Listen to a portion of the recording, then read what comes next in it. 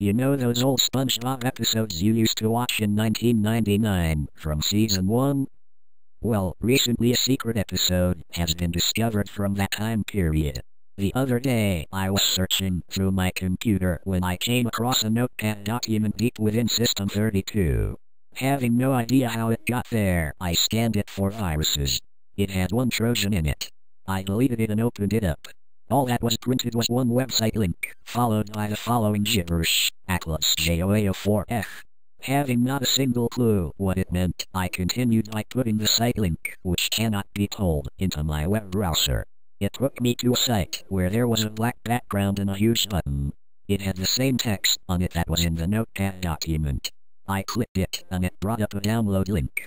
The file wanted to be downloaded was called Spongecry.avi. As crazy as I am, I went ahead and downloaded it. Big mistake.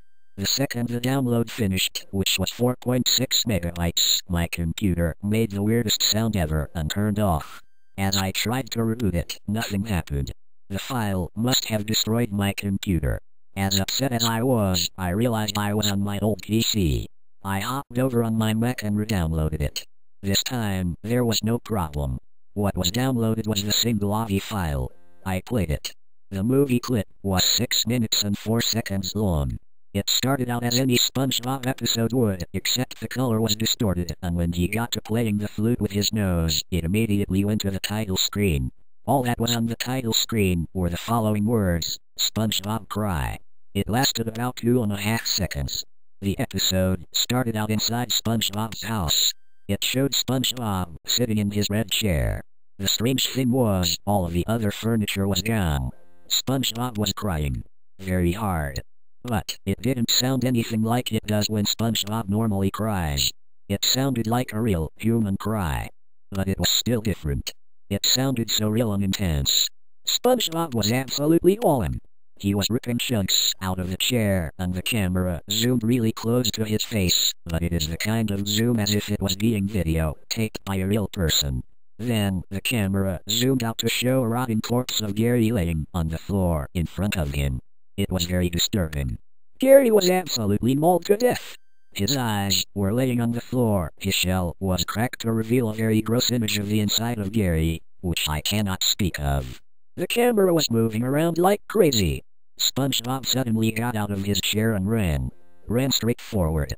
Then, the episode stops moving for about 1 second, then it goes to black for 2 seconds, then it comes back with SpongeBob's face, pressed against the camera, with his mouth exploded open and eyes black, and a deafeningly loud scream.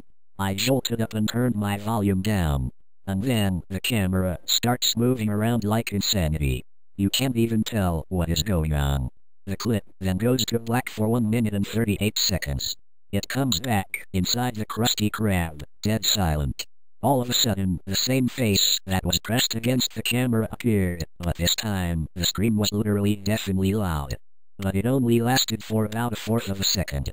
Then, for the rest of the movie, it goes back to SpongeBob crying in the chair, but after every 10 seconds, SpongeBob gets just a little bit more decayed, and the sound gets a little more distorted.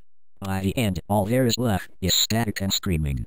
You can see SpongeBob running again in the background of the static. But for the last 4 seconds, there is text on the screen that reads, "One-time action will be Dudley." Exactly that, as if it was written by a preschooler. After the clip finished, my computer shut down. After seeing this video, I have never been the same.